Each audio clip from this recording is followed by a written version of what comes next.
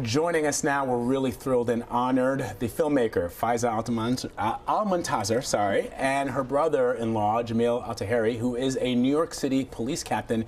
You are the highest-ranking Yemeni American in the New York Police Department. Yeah. That's pretty amazing. All right, Faiza, to you, because this is an incredible piece of work. You were 17 years old when you shot it. It's been 3 years since you originally took the idea on and you started to shoot this on the streets of New York City. But we want to talk about the documentary, but first I want to get your reaction to this travel ban that the president has just issued. Wow. It's kind of tough. I have families back home, and it's kind of tough for all of us because if people try to come from so many different countries just to run away from wars, to run away from all this mess that's been going on overseas, and they're stuck. They cannot come. Like a lot of people just sell everything they have, their houses, their homes, just to get those plane tickets, and then when they're at the airports, they can't come, and that's because they're from a country they're trying to escape all that war that they're facing. And it's interesting because you had it better than some. I mean, you came from a family that was fairly, I won't say well-to-do, but was better off than a lot of the people we've seen, for example, trying to escape what's happening in Syria or in some other countries where you see the horrific images of children washed up on beaches or children sitting in a refugee camp with both of their parents having passed away and just trying to get to a place where they're not seeing bombs and hearing bombs raining down on their roofs every day. Yeah, I mean, I'm very thankful that actually I came in before there was a war from Yemen, but the purpose was to come here was to have a better education. My dad was very serious about that. He wanted us to have a better lives. It wasn't good back then either in terms of economics, the education system, and that was the reason why we came here. But now it's very intimidating that it's just a lot of mess has been happening there. You see kids dying every day, and it's sad you can't do nothing about it. Captain, you're one of about 1,000 Muslim police officers in a force of 36,000. Ultimately, some of your law enforcement colleagues, and whether they are in the NYPD or the Customs and Border Protection or ICE, will have to enforce this ban. What are your thoughts on that?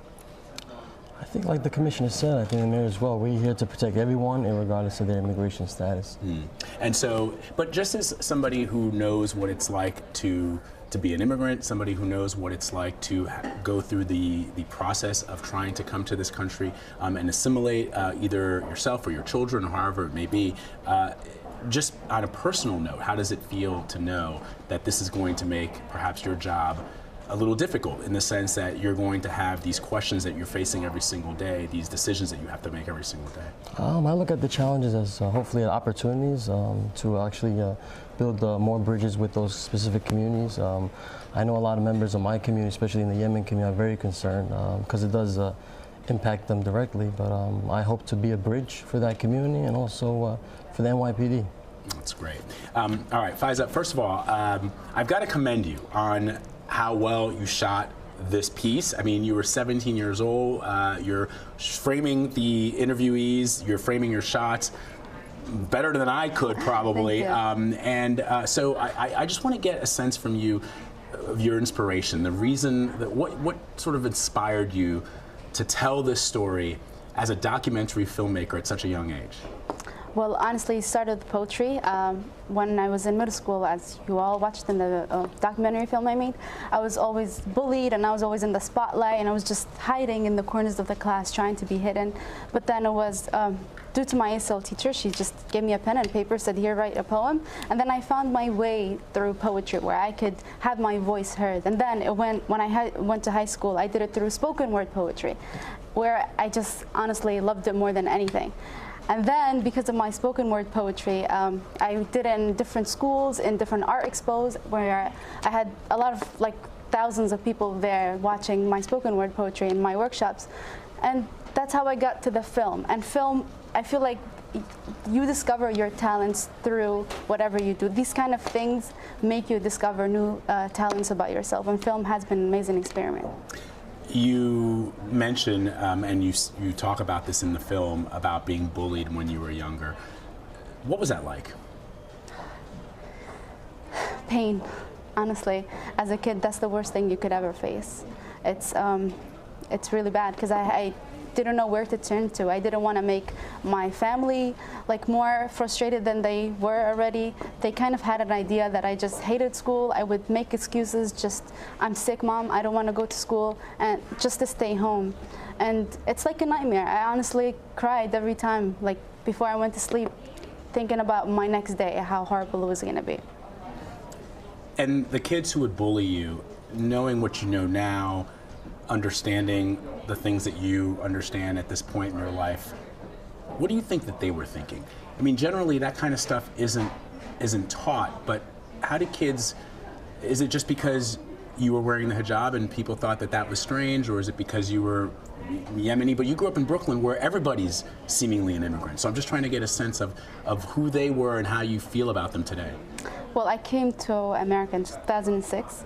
My school, I was the only hijabi, meaning I was the only girl that wore the hijab. And I was also the only Arab, beside my ESL teacher at that time. They found me very different. First of all, I did not speak English. Second of all, I had the scarf. And they always had negative ideas about Muslims, because they would ask me why the hijab or something, and I would explain, oh, I am a Muslim, and being a Muslim appear to them as like a terrorist, or that's the kind of words I always got. It's so interesting. We were talking about this earlier. I grew up in Queens, and they were young.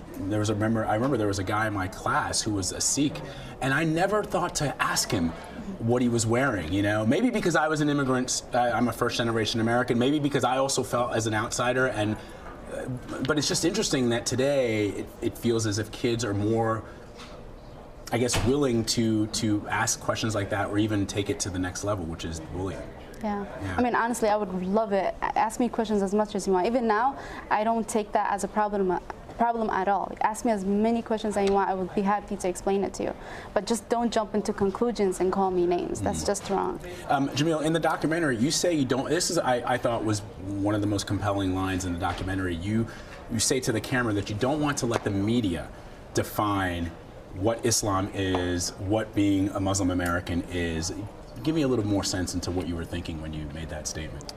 I think a lot of times we, as communities, we naturally react or respond to other people's accusations or determinations of what Islam is. And what I say is to the Muslim community is, you have to begin to speak up for your community and for your religion.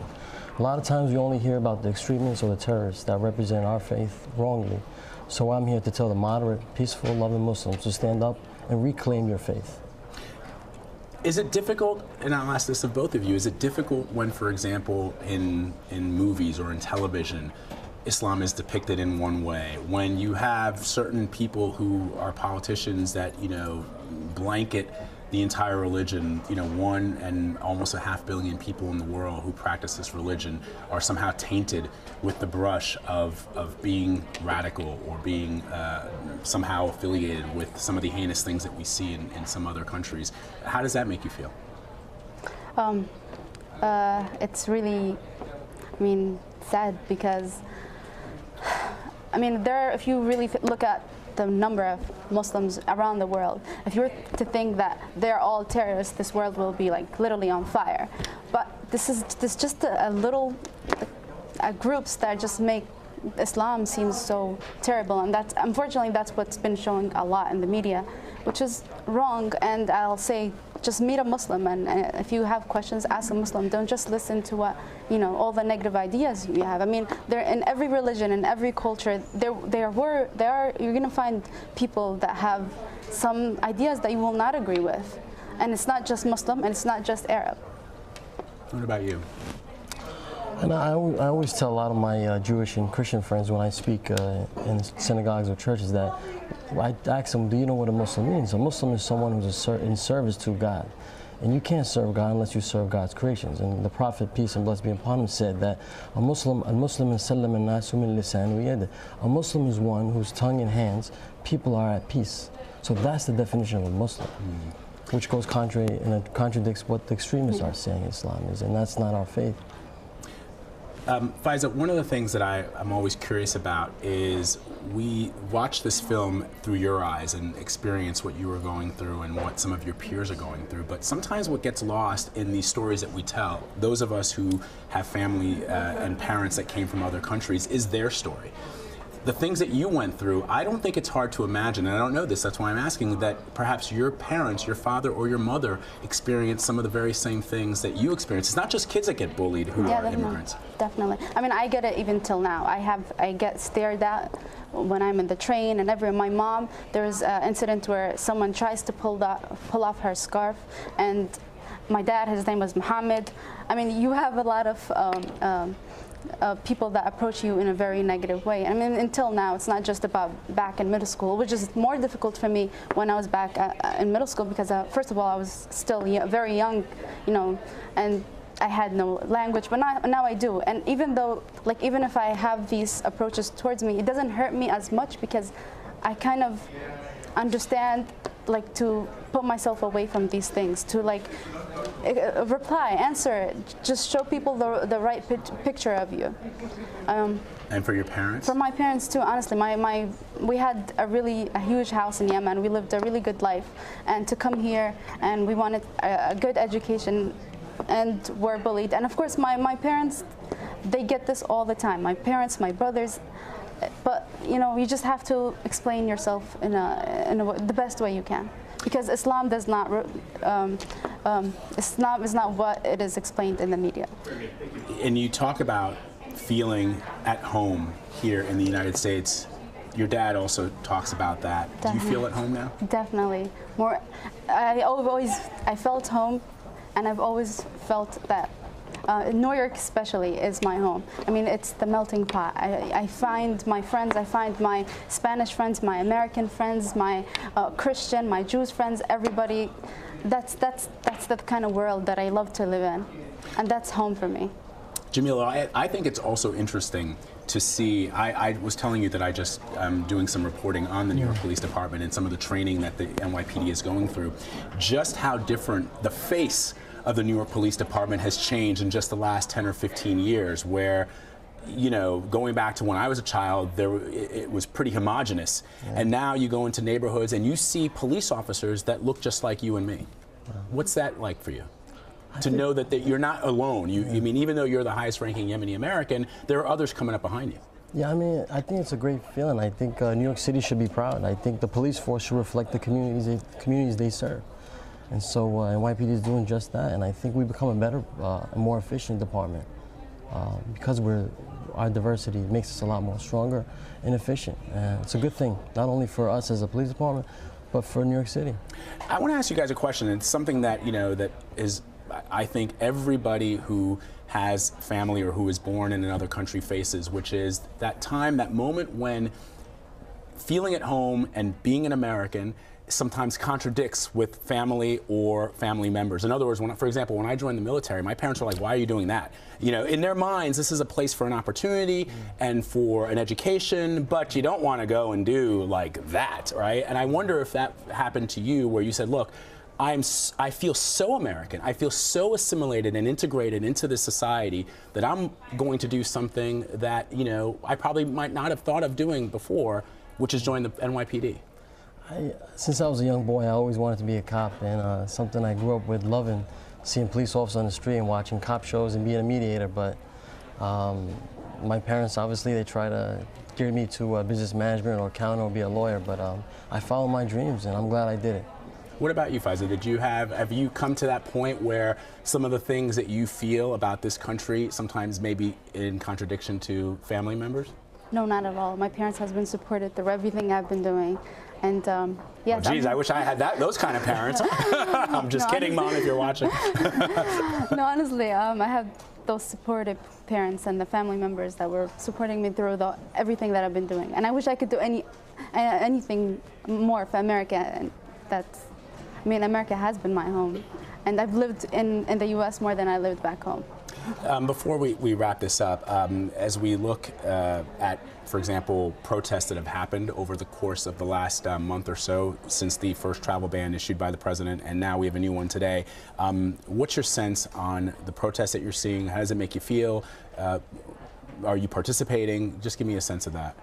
Well, honestly, I know what America stands about. I know that this is the land of the free, and I know that this is we have our Constitution that protects everyone in the United States. And I had emails, honestly, from teachers and professors that would keep in touch with me and ask me if things were going well with me, if I ever needed anything. So I honestly, there's a lot of things that I don't agree with, whatever it's been happening with politics, and but I do love to see change, and I know that America does not stands for, like, America is based on immigration, and it's good to help and not build bridges walls between people. Before we wrap this up, we've got about 20 seconds or so. You wanted to read one of your poems. If you want, go ahead and pull it up on your phone if you have it. Do you have your phone, or do you think you can memorize it? You know you have memorized it. I have some, but yeah, go ahead and lay some poetry on us. Okay, so a new one, right? Yeah, I don't know. Okay, so one. Okay, so that thing on her head is the title of the poem. That thing on her. Look at that thing on her head.